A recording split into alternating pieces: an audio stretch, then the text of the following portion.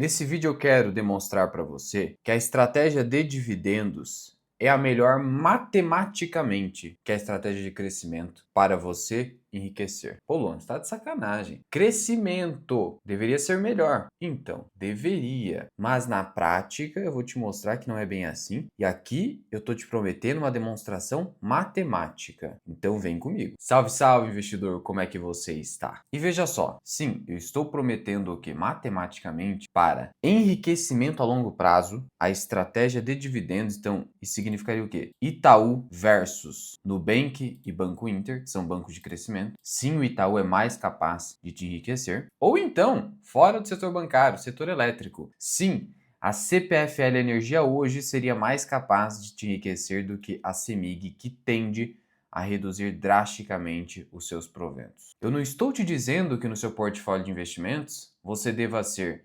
100% ações de dividendo. Eu estou te dizendo que a maior concentração do seu portfólio deveria estar em ações de dividendo, porque elas têm maior chance de matematicamente te enriquecer. As de crescimento, o risco é maior. E aí elas precisam produzir muito mais retorno. Muito mais, a promessa é muito maior. Isso tem a ver com a matemática. E eu estou reforçando esse tema aqui porque hoje a gente vive um momento, conforme você pode perceber aqui nesse histórico, de saída do capital estrangeiro do país. A gente está vendo isso desde abril. Ó, isso aqui são dados de junho. Sinal negativo significa venda. É uma saída de 1,2 bilhão de reais. Aqui uma saída de quase 1,6 bilhão. E você vai pegando histórico, são várias saídas. Olha o dia 15 de maio. Uma saída de quase 2,5 bi. Então, já saíram vários bilhões de reais de capital estrangeiro.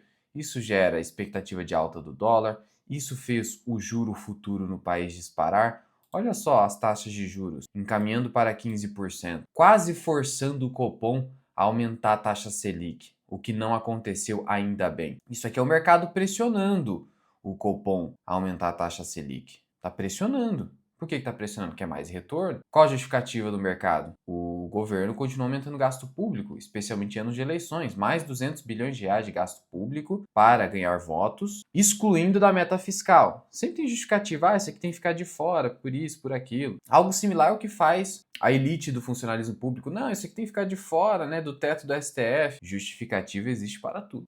Para o que você quiser, você pode justificar. Então aqui o mercado está tentando forçar um juro a 15, especialmente com essa saída de capital estrangeiro. Mas enfim, o que eu quero te dizer é o seguinte: a gente vive um cenário de correção por fluxo, ou seja, queda na bolsa de valores por fluxo estrangeiro de saída. Saída. É só isso. Não houve na prática mudança nos fundamentos econômicos de longo prazo de determinadas empresas. Não mudou nada com o Itaú com essa saída de capital, por exemplo. Não mudou nada em CPFL Energia. Evidente que alta dos juros, isso aí muda, porque muda o custo de capital. Muda o quanto as empresas precisam oferecer de taxa de retorno para os credores e, consequentemente, para os sócios. E isso aí encarece o custo de capital. Exige mais retorno das empresas, então fica mais complicado. Encarece a dívida, então as despesas financeiras aumentam, mas o juro está caindo. O juro está caindo. E por que eu estou reforçando isso? Porque são nesses momentos que a gente precisa priorizar não as empresas de crescimento, as empresas de dividendos, porque eles são sim mais capazes de te enriquecer, especialmente no Brasil, onde até o limite de 50 mil reais por mês você tem isenção. Tá, Luan, entendi. Qual é essa demonstração matemática? Vamos lá. E aqui eu coloquei no Excel caso 1, caso 2. Caso hipotético. O caso 1 é de uma empresa de dividendo qualquer. Caso 2, uma empresa de crescimento. Taxa interna de retorno que eu coloquei aqui, o que é isso? Olha, eu não quero ficar te dando explicaçãozinha muito técnica aqui. Não é o objetivo, para não deixar o canal chato, etc. O ponto é, qual é a taxa de retorno de um determinado investimento? A taxa interna é isso. É a taxa interna, intrínseca, relativa a um determinado investimento. Qual a taxa interna de retorno do Itaú? Qual a taxa interna de retorno da Sanepar, da CPFL Energia? É isso. É a taxa intrínseca de retorno conforme os fluxos de caixa, né, que o investimento produz. É isso, tá? E aí, eu vou te mostrar como é que você faz isso no Excel, é bem facinho. Mas antes eu quero que você entenda aqui esse fluxo de caixa de um investimento. Caso 1, entenda, empresa de dividendo. Caso 2, empresa de crescimento. Aqui no caso 1, vamos supor que eu tenho investido 100 reais. Você pode entender como 100 mil reais, não importa. 100. Eu coloquei negativo por quê? Porque quando você faz um investimento, quando eu compro uma ação, é uma saída, né? Tá lá o dinheiro na conta da corretora e aí eu compro. ao comprar é uma saída de capital. Por isso é negativo. Fluxo de caixa é isso, né?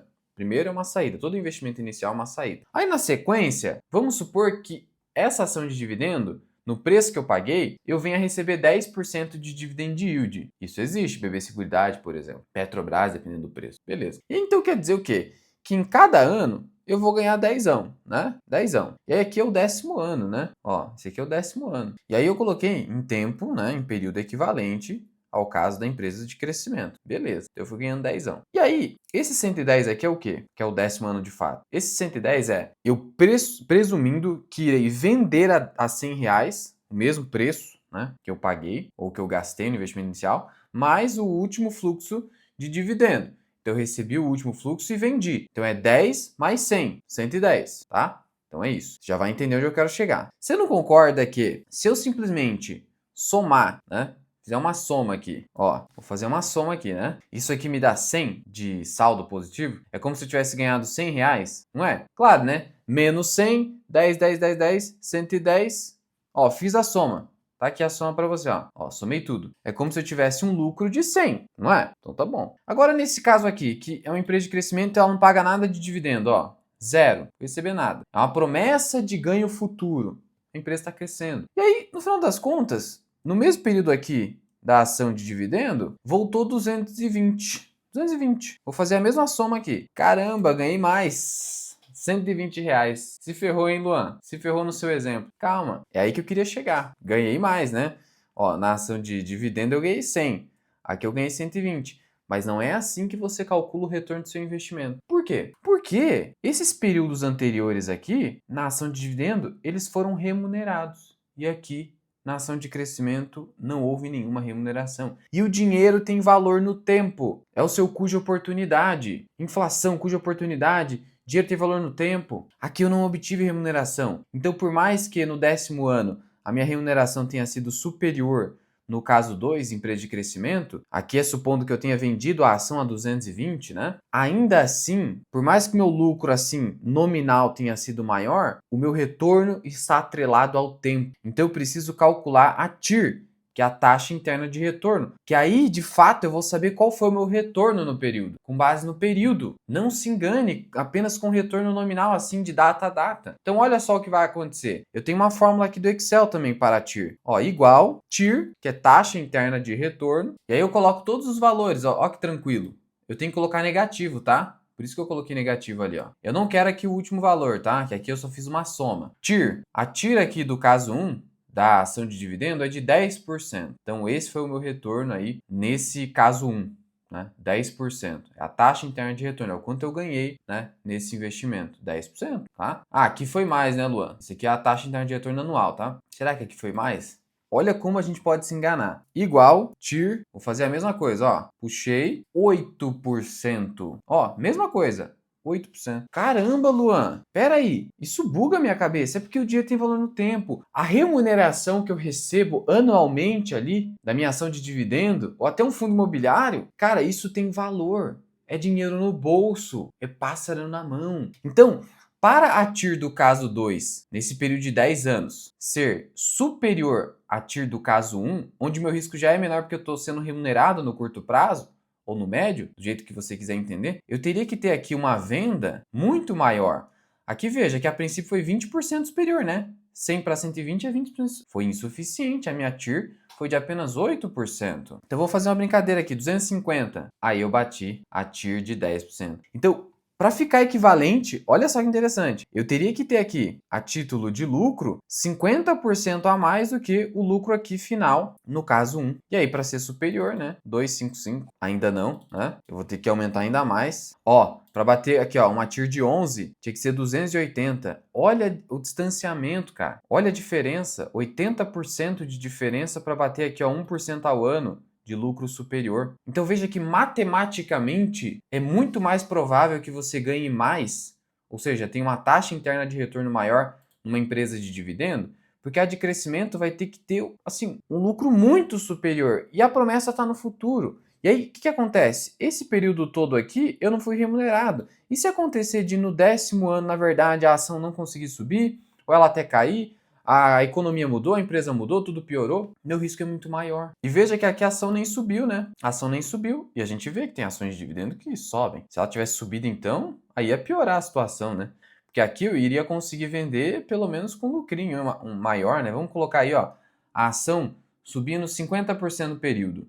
Então eu venderia 160, né? Aí minha TIR seria de 13, meu amigo. Aí ia ferrar com a ação aqui de crescimento. Vamos colocar que ela subiu só 30%. Então eu vendi a 140, né? 12% de TIR. É extremamente difícil bater um ativo gerador de renda. É extremamente difícil. Por isso que no seu portfólio, e é por isso que eu bati na tecla aqui CEMIG e CPFL. A CPFL tem mais condições hoje de pagar maiores dividendos. Então você fica naquela, não, mas lá no futuro, né?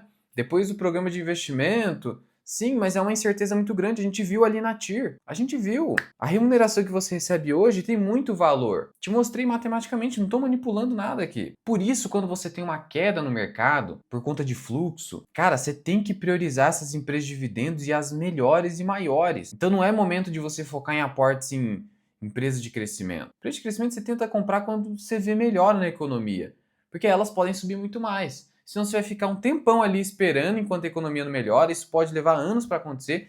E esse período gigantesco, você não foi remunerado, e aí você vai tendo pontos negativos na sua taxa interna de retorno. E aí você tem que ter um retorno muito alto lá no futuro para justificar esse período que você não foi remunerado, enquanto essas ações aqui estão te remunerando no hoje. E quanto mais barato você paga nessas ações, maior seu dividend yield, maior a sua remuneração. Deu para entender? E de novo, os dividendos ainda são isentos até 50 mil. É por isso que ações de dividendos elas são imbatíveis no Brasil. Por esse motivo. Porque uma ação de crescimento, para te dar um alto retorno, ela precisa se valorizar muito rapidamente. Ou não demorar demais. O problema é que o Brasil é difícil, cara. O Brasil passa por períodos longos de taxas de juros elevadas. Isso dificulta empresas de crescimento. Inflação elevada também dificulta empresas de crescimento.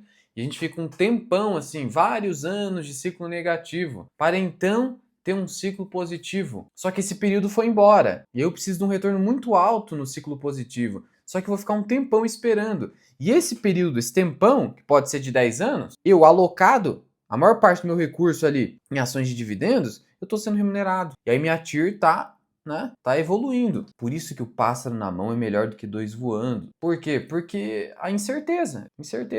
Por isso que você tem que evitar portfólio muito volátil, porque quando uma ação cai demais para voltar, são vários pontos percentuais. Por isso que você tem que priorizar a ação de dividendo, porque você, mesmo se a ação cair, está sendo remunerado. E aí, na taxa interna de retorno, que leva em conta os fluxos de caixa, ó, você tem uma visualização novamente. Isso aqui é fluxo de caixa, ó. Esse fluxo está sendo uma remuneração que está contribuindo para a sua taxa interna de retorno. Portanto, não ignore isso. E sobre TIR, VPL e matemática financeira, eu tenho algumas aulas ali na comunidade FMI, lá no meu curso Formação Mira Invest. Então você tem meu curso Formação Mira Invest na comunidade FMI, você tem relatório de análise, você tem os vídeos exclusivos que eu publico para os membros do canal, você tem a minha planilha de valor intrínseco das ações, você tem uma série de conteúdos que são indispensáveis para o investidor pessoa física aqui no país. Teste por 7 dias grátis, o link está na descrição. Ou se você só precisar dos vídeos da planilha de valor intrínseco e de acesso à minha carteira do Investidor 10, basta se tornar membro do canal e agora você tem a opção obrigatória do YouTube de testar por 30 dias. Então dá uma olhada lá para ver se faz sentido para você. É claro que se eventualmente a ação de crescimento subir muito mais, pô, a gente viu a TIR dá para ser maior. Claro,